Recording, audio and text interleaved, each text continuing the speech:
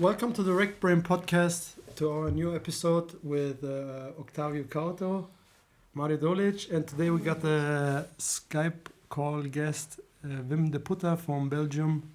Yes. Leuven. Please introduce yourself. Introduce myself. Well, I'm Wim. I live in Belgium with my wife and my daughter, and I have a jiu-jitsu school.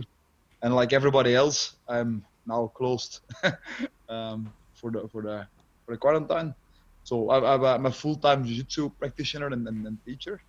And well, since the quarantine happened, I have a lot of free time and I need to do other things with my life. And it's been not always easy to find things to do, but I start to manage, let's say. More time to read, watch movies a bit. That's mostly it. That's good. And if I can be able to say, because I know him is already quite a years that we already know each other. I had the pleasure to meet him first time in Belgium when I was visiting, 2006, if I'm not wrong. Might be 2006, something like that. 2006, yeah. And then after that, he went to Rio de Janeiro, be able to train at my gym over there, the BJJ, and I was a very focused, passion, dedicate. When he said that he's a practitioner and professional in Brazilian Jiu-Jitsu, I can say that he's one of the good ones. Oh, thank you. Good ones. Seriously. He's doing an outstanding job over there in Leuven, né? Leuven, yes. Yeah. By Brussels over there. So when all that time is gonna be gone, then we are allowed to go everywhere in the world. Is a place to check it out. Yeah, for sure. 100%. I met Wim the first time at the Lateral Thinking Camp from Francesco Fonte, where you guys teach together, like Prit, you and Octavio. Yep. And it was really like, after 10 years of Jiu-Jitsu, you kind of like, I saw everything, and you three are like totally like, I never saw the aspect like this, or saw Jiu-Jitsu like you guys explained, like with the movement, especially with the spine of not hurting the body, going in weird positions and stuff. Like you told it before, then you told it with your words. I would say the opposite, because if we go to the spine, we come in less weird positions. You know? Yeah, for sure. That's why what you guys are explaining. But normally, like, I met a lot of people, and they love to go in weird positions, like which is not healthy at all, and start fighting from there. And and you guys were like having the right posture, arching the back, and this really helps me a lot since I met you guys, and I'm studying all the videos from you on YouTube. And if the shutdown wasn't there, I would travel with Octavio to your school. Always welcome. Yeah. It's not a cancellation; it's postponed. That's it. Yeah, for That's sure. all it is. Yeah, that's right. That's Always all a it Good way to is. put it. Also, like, check Wim's YouTube channel. It's like the link will be up here anywhere. Thank Or you. below here. Or down here. Yes. His Instagram, his Facebook. He's really He's active. BJJFANATICS too, because you work in your mirroring posture, right? Yeah. And the BJJFANATICS is doing a fantastic job over there, Wim. Yeah, it really helped me a lot, and I didn't get the time to get the Fanatics videos because I'm still stuck on the YouTube stuff. You got so much stuff on YouTube, and still putting daily output. It's really nice. And You can train every day with Octavio now. You don't need any instructionals. yeah, that's true. But also, like, the idea, what you're saying is pretty much the same. He said in his words, you say it in your words, and That's what it is. Like the mirroring that I talk about is just a fancy word to say action reaction. That's it. That's it. No, but But you're doing very well. Yes. thank you. Yeah. Yeah. Let's talk about how's your training schedule now? What are What you I do doing more? now, I do. Well, I have like a friend who designs weightlifting programs, and I started with him in the past already. And normally I do like 2 or 3 trainings a week, and now it's 4 to 5 weightlifting sessions. And I'm lucky, like I have access to my own gym, so I can do weights there. And usually it's about 1 hour and a half, and I do 1 hour and a half, and also a bit of conditioning, like 15 minutes every other day. So one day yes, one day no. And I do yoga from Yoga for BJJ. Mm. I've been like in the beginning, they did an action like completely the beginning for people to represent them, and I give a free account.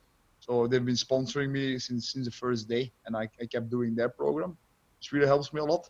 And otherwise, I train with one guy in the gym who lives alone. So well, yeah, it's breaking the isolation rule a bit, but I mean, he's living alone and he doesn't have contact with anyone else, so I don't really see the problem in this thing either. Yeah. So Maybe. I also think. Sorry. Maybe we recorded this before the shutdown gets worse, so we didn't explain any dates for recording. So No, it's fine. You can say. I mean, look. Also, I think as a coach, I have the responsibility to stay active. If I let go of myself and don't do anything at all, You're absolutely right. there will be not. What am I gonna do? Then I have to spend like 6 months to get back in shape. So it's better to keep doing this. I think. for sure. We are also training like together Yeah. in a small like circuit. My girlfriend, Octavio, Francesco, and me. Jeez. So We're already doing that for the past of 4 weeks already. So yeah, before the shutdown, we were like in this circle. Then the shutdown came. So the only thing which changes like people are not allowed to come to the gym. So Yeah. and Octavio is not allowed to travel. So. and then For over me, there the day in the looks. gym, You know the movie Groundhog Day. You know this movie? No. oh, No, check it out. with Bill Murray. That he wakes up and every day he repeats. Yeah. That's how I feel right now. I wake up, Okay. eat, play with the daughter, go walk in the park. We do a lot of walking, and then in the Every day's evening routine. train and repeat. Every day is the same.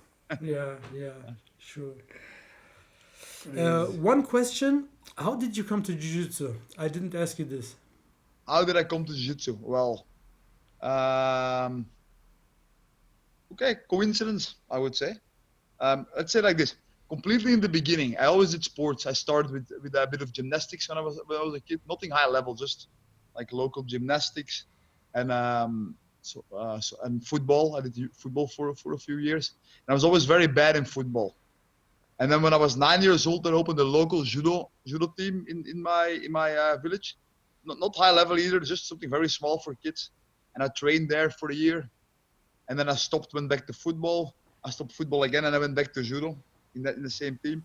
And I trained there for about till I was about 18, 19, right, for 9 years. At the same time, when I was there, I did Japanese jiu-jitsu, which is completely different than, well, not in theory it's the same that what we do right now, but the training is not as good, let's say. But it's the same body and same blocks. We don't really fight a lot, so I did that, like self-defense. At the same time, in this period, like I really got interested in martial arts, and I always said from day one, look, I want to make martial arts my life. And everybody say, oh, it's not possible. You can make it as a hobby. You can maybe have like an extra income, but you can never live from that, they say. So, and then in that moment, so my idols, for example, was like Bruce Lee. Was one of the reasons I trained Jean-Claude Van Damme and what's his name again? Like David Carradine with the kung fu movies, right? Yeah. And something that changed for me, so from then till now, was if you look at Bruce Lee, always says you have to open mind. You have to, like, the mindset in those days was really you have to train everything, and everything is effective. Everything is good. Karate is good. Taekwondo is good. Krav Maga, like every single sport is good. You just have to train everything. So at that moment, I did boxing, Thai boxing, I did capoeira, I did calisthenics, I did Wing Chun, I did a whole bunch. And then when I was about 16 years old, we heard the stories of well, first we heard about Sambo. It was actually also a lot of ground game, right? And then we heard stories about Brazilian Jiu-Jitsu, about the Gracies. And I think Which the very year, first... Sorry, which year that you were 16 years old?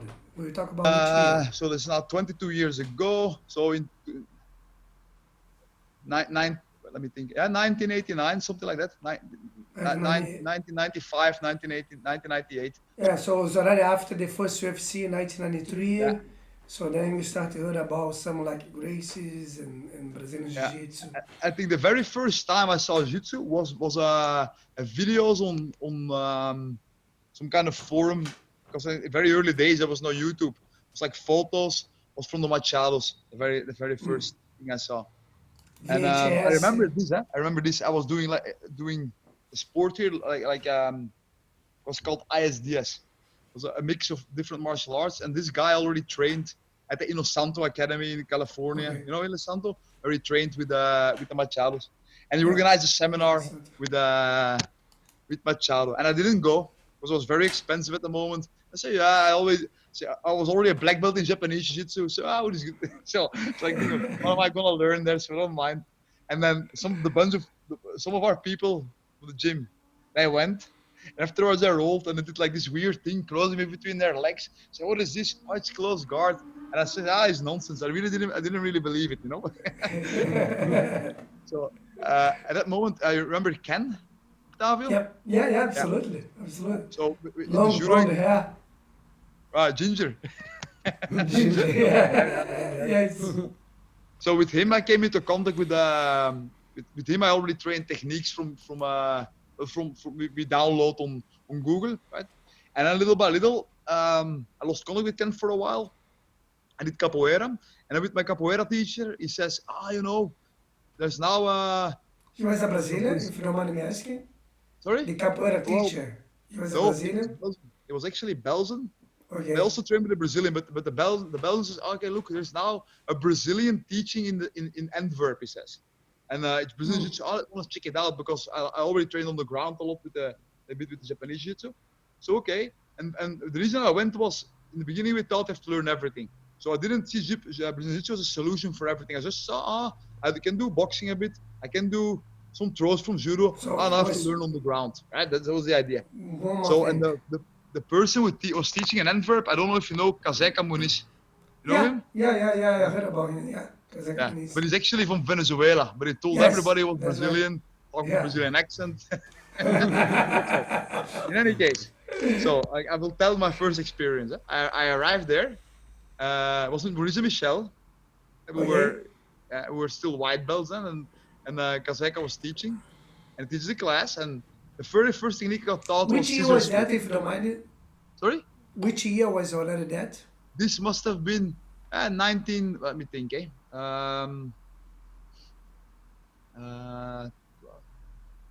Probably 2000, 2001. Okay, something like that. 2001, yeah. I think so, yeah. And my very first class, he teach me scissor sweep. Okay. So I went with my white belt, of course, but in my head I was still, I'm already a black belt in Japanese Jiu-Jitsu. I'm training a lot of things, and those two white belts you're gonna teach me, like, and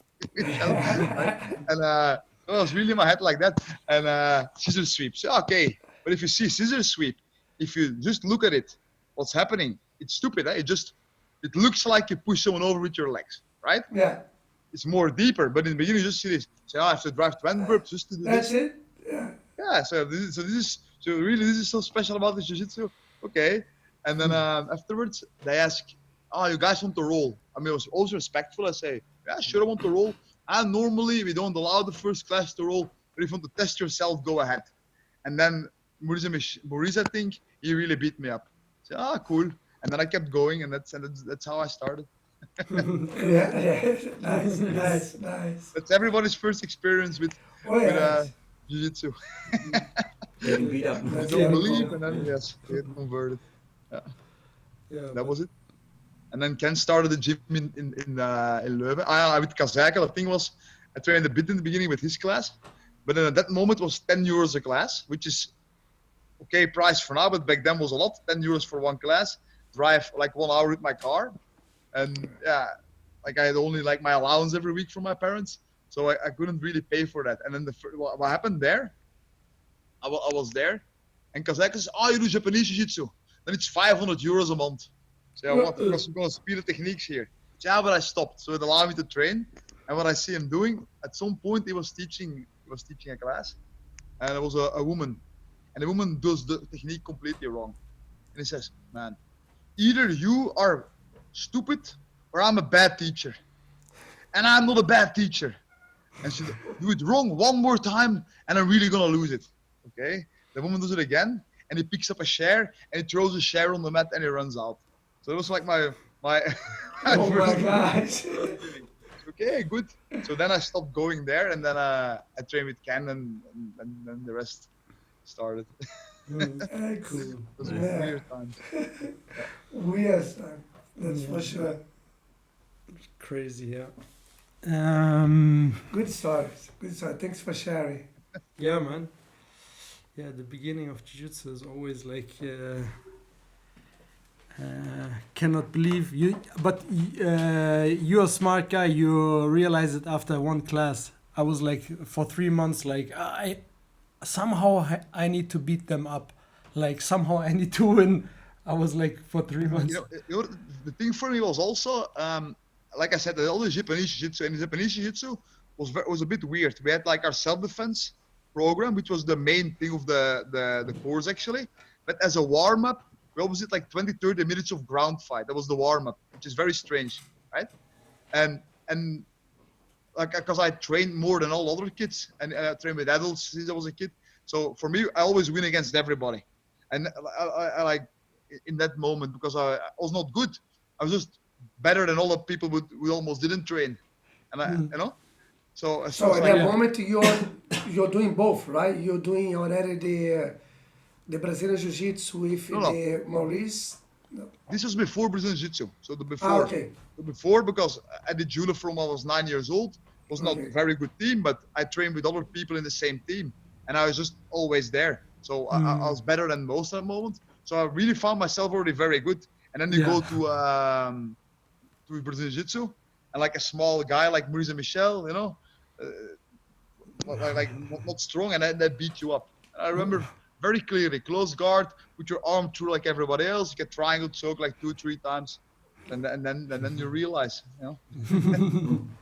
Now you make your now you pass like this. Make your arm. Yeah. Now I'm back to doing that, but but it's interesting. Look, I think like this. Look, if you take someone in your triangle today, it's like a whole fight. It's not guaranteed win. You have to make sure you don't get passed when you put someone in your triangle. But that was interesting. Like in the beginning, catching someone's head was victory. You know, just getting to the position, everybody accepted he was lost, and that was it. That's something that changed, I think, these years. No, absolutely, because people is more aware of the I don't know if this is true for Brazil. So yeah. Sorry, yeah. But is true in Brazil as well the same, or is it only something that we experienced here? No, I see in Brazil those stories very, very similar too, you know. Yeah.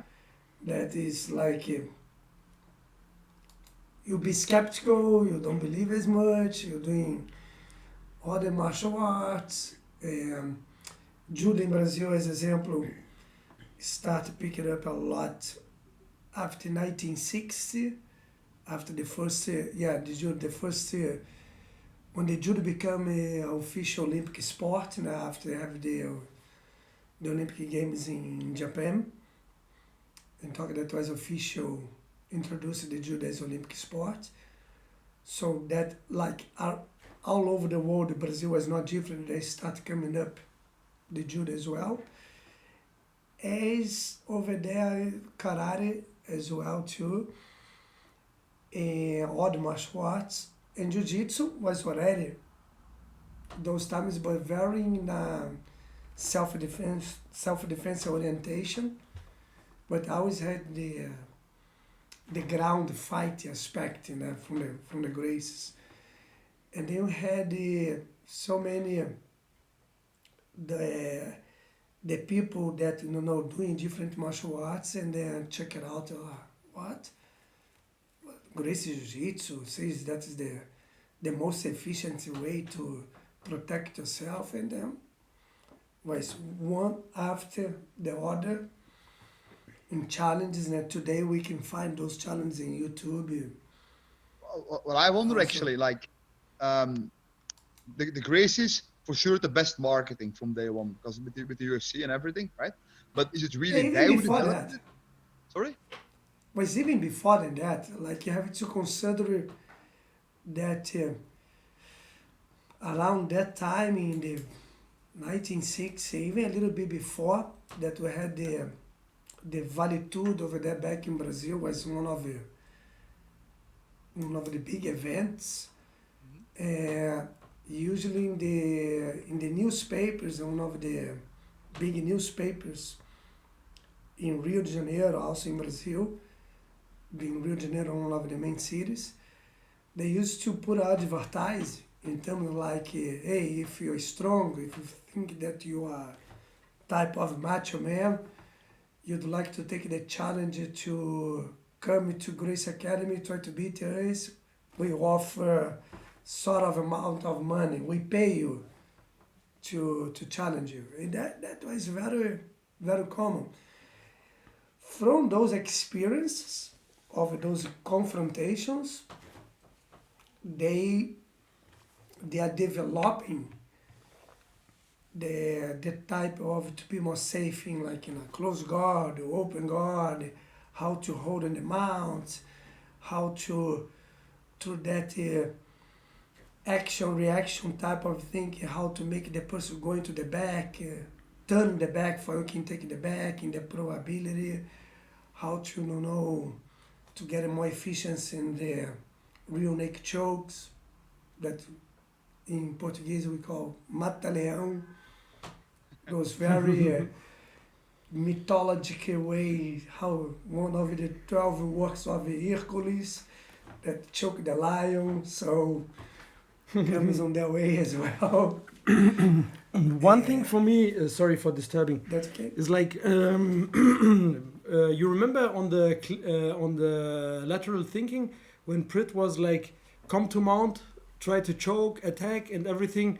I felt like a white belt again. Like I cannot do nothing. That's how I feel every day with Octavio. He let me pass his guard. I'm in his side control. I cannot Let me attack. pass, no, he pass is different. Sorry? I It's cannot not let attack. me pass, don't let he pass. He pass. I have to deal with. And then I'm on the side or in the mount, and I cannot do nothing. So he's just protecting, make me give up the position. I make a mistake, he get advantage of it, come in a better position, controls me, and finish the fight all the time. Like is still like white belt, like you said before, like maybe 5 minutes ago you talked about it. Is like the evolution is still like in the beginning, like for me, like when I roll with you guys. Yeah, I the way I see like the process, like usually I think today, maybe because the facility of the technology that we can communicate each other now, you in Loving, we here in Frankfurt, how the information can pass through so quickly now. Sometimes people take for granted that it seems that jiu-jitsu just now is evolving.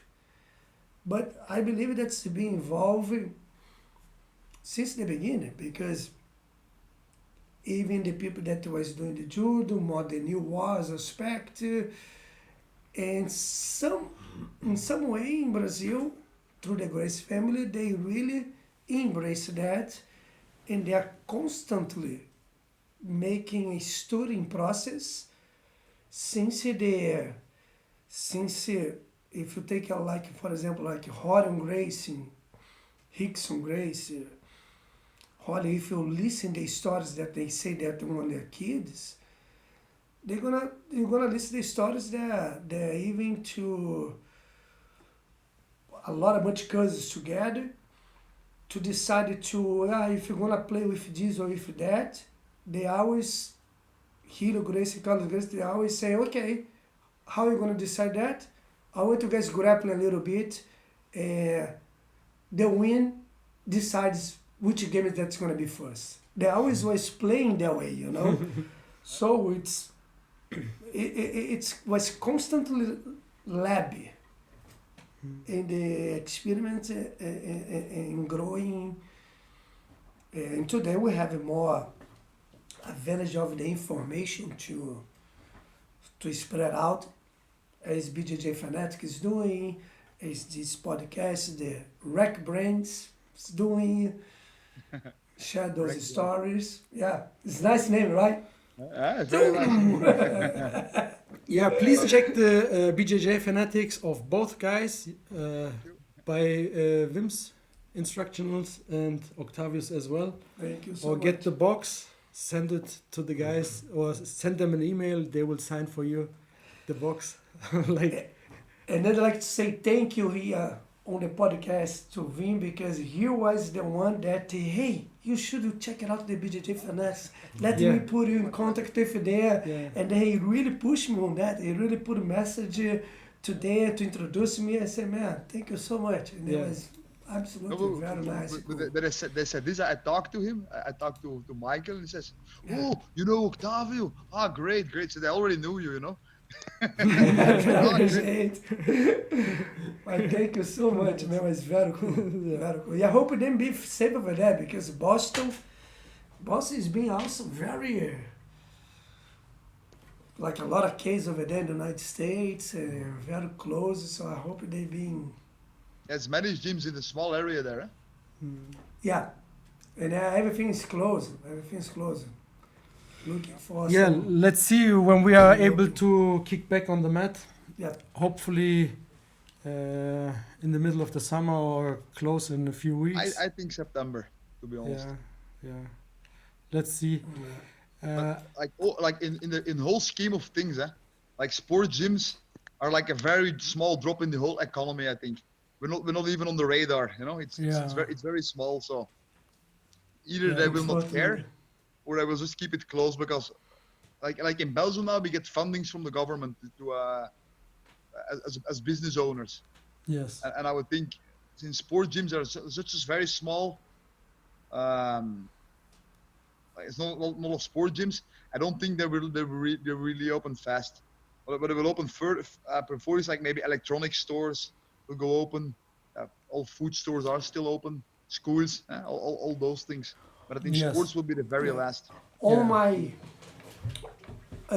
my ignorance and then under my analogy as well, to me it's like this. If you be able to open a hairdressers, they should open jiu-jitsu places.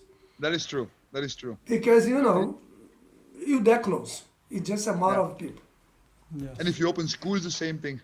Yeah, I agree. But I also think, in a way, I think the overall amount of deaths in total in the world, I think will be the same. I'm not saying that Corona doesn't exist, but it does. But now, for example, in the States, they posted first month without school shootings. This didn't happen. Less people dying in traffic, for sure. Also. Yes. Yeah. So there is some give and take. Absolutely. Yeah, crazy. Yeah, man. Let's stay safe in health. Let's keep in touch. For sure. Yeah, for sure. We will have you. Nice to see you here. Sorry for overtalking you. Sorry. We will have you on in the future for sure. To check anytime. Yeah. Plenty of time to do this. Yeah, man. Thanks a lot. And like I said, check the YouTube channel. Check our YouTube channel. Leave a comment. Yeah. Like We'll put all the links in the description down from everybody. Like, share, and subscribe. Yes. Thank you. I need to work on it. Thank you. Okay. See you guys on the next episode. Thanks, Wim. Thank you very much. Bye bye. Thank you, Vin. Bye bye. Take care, man. Bye. Bye. Bye-bye. Bye bye.